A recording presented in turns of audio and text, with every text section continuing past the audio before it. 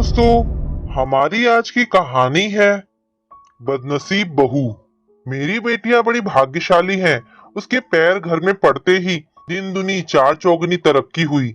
जब से मेरी दोनों बेटियां हुई तब से ही सब अच्छा अच्छा होने लगा था। और शादी के बाद ससुराल में कदम रखते ही ससुराल लहलहाने लगा। पैसों की बारिश होने लगी। ठीक मेरी तरह जब मेरी शादी हुई थी तो मेरे पैर घर में पड़ते ही खूब तरक्की हुई। किराए के मकान से अपना दो दो मकान हुआ और दिन दुनी रात चौगनी तरक्की हुई।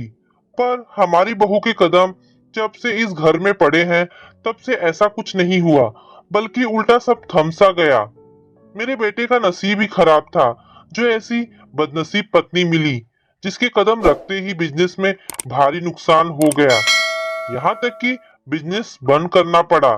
कुमुद जी अपनी पड़ोसी कम सहेली विलोचनी को सुना रही थी।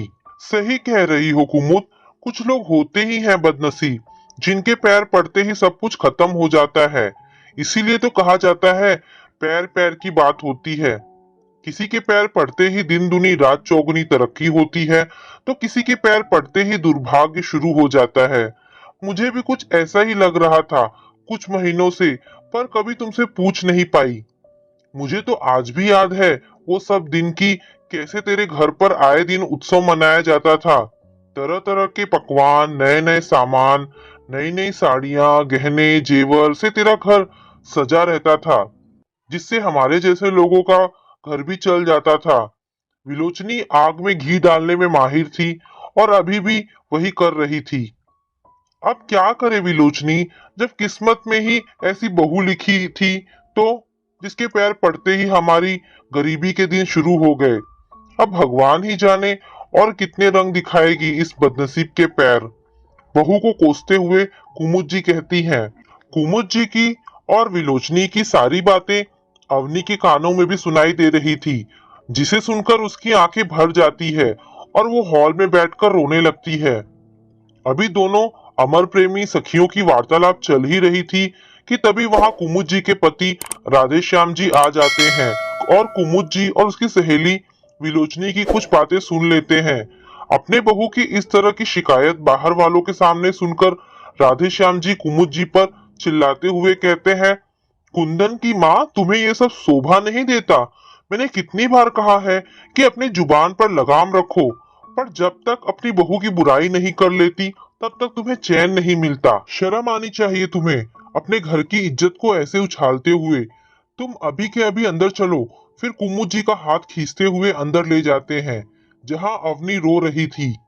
बहू की आंखों में आंसू देखकर राधे श्याम जी कुमुद जी को कहते हैं, बस यही देखना चाहती थी ना तुम कुंदन की माँ। अब तो कलेजे को ठंडक पहुंच गई होगी तुम्हें।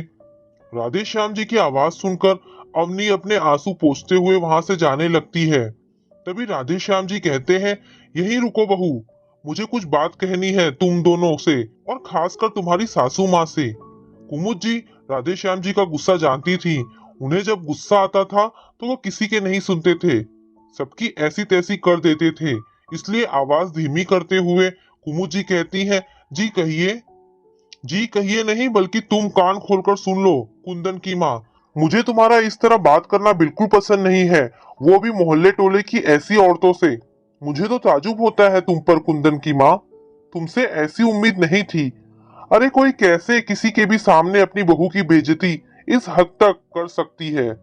ऐसा कहते कहते राधे श्याम जी कुमुद जी का हाथ पकड़कर अवनी के आगे खड़ा कर देते हैं और फिर कहते हैं, देखिए कुंदन की माँ, ध्यान से देखिए, कहाँ लिखा है कि बहू बदकिस्मत है, या फिर हमारे आपके माथे पर कहीं लिखा है कि हम भाग्यशाली हैं? कहीं दिखा नहीं ना? फिर आप कैसे डिसाइड कर ली कि हमारी बहू बदनसीब है?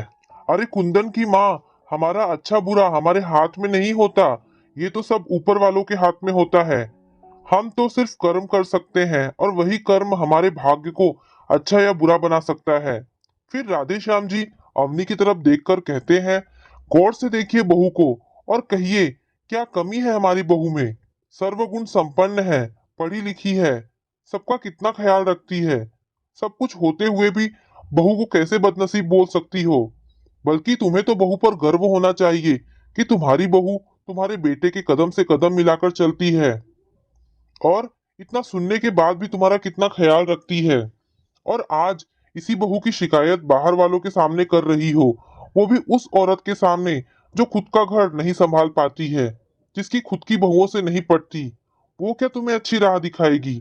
और दूसरी बात, बहू के कदम खराब नहीं है, बल्कि तुम्हारे बेटे को बिजनेस करना नहीं आता, इसलिए तो डूब गया धंधा पानी। अरे, जिसे अपनी दोस्ती यारी से फुर्सत नहीं हो, वो क्या बिजनेस की बागडोर संभालेगा? वो तो शुक्र मनाइए कि बहू ने बिजनेस की बागडोर अपने हाथों में ले ली, वरना तो तुम्हारा बेटा और हम सब सड़क पर आ जाते। काश कुंदन की माँ तुम अपनी बहू को बेटी समझ पाती, तो उसका दर्द तुम्हें जरूर दिखता और कभी उसे अभागन बदकिस्मत नहीं कहती, बल्कि गर्व होता अपनी बहू पर। मैं तो कहता हूँ कि तुम सच में भाग्यशाली हो कुंदन की माँ, जो तुम्हें अवनी जैसी बहू मिली है, जिसने इस घर के साथ साथ तुम्हारे बेटे को भी संभाल रखा है। राधे श्याम जी के ऐसा कहने पर कुमुद जी की आंखें शर्म से झुक जाती है और वो अवनी से माफी मांगती है। मैंने तुझे पहचानने में गलती कर दी बहू, मुझे माफ कर दे। फिर कुमुद जी अवनी को गले लगा लेती हैं। प्रिय दोस्तों, अच्छा बुरा हमारे कदम रखने या ना रखने पर डिसाइड नहीं होता, बल्कि ये तो हमारे कर्म तय करते हैं कि हमारा भाग्य कैसा होगा या क्या होने वाला है। इसलिए दूसरों पर कभी नहीं थोपना चाहिए कि आप बदनसीब हैं। दोस्तों, ये कहानी आपको कैसी लगी? आप मुझे कमेंट करके अवश्य बताएं। धन्यवाद दोस्तों। हाय गैस, तो कैसे आप सभी लोग? उम्मीद करता हूँ आप सभी लोग अच्छे हों। तो वीडियो अच्छी लगी हो तो वीडियो को लाइक कर देना और